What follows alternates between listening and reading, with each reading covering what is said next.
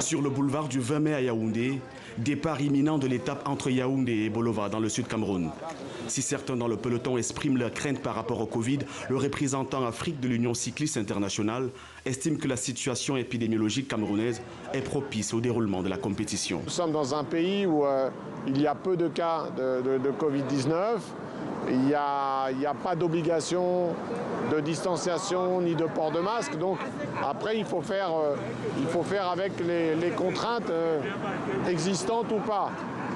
Une autre chose qui a été mise en place, c'est que dans les hôtels, les équipes sont d'un côté et les membres de l'organisation d'un autre pour éviter que de trop se mélanger. Pour cette 20e édition du Grand Prix Chantal Biya, la caravane a été réduite.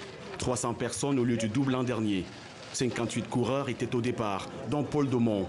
Le Burkinabé nous dit respecter scrupuleusement le protocole mis en place par les organisateurs. On essaie vraiment de suivre les règles à la lettre, parce que c'est grâce à ces règles-là qu'on a la permission en fait, de compétir. On voit le public qui est nombreux, mais on sent quand même que les autorités sont conscientes au fait, de la difficulté de l'enjeu. Test PCR négatif, respect des gestes barrières. Pour tenir ce défi sanitaire, la Fédération camerounaise a renforcé son staff médical avec pour mission d'intervenir en cas de test positif. Notre rôle au quotidien, c'est d'avoir la surveillance. Surveiller que des signes apparaissent. Surveiller que tous ceux qui sont dans la caravane appliquent les mesures de distanciation, les mesures barrières.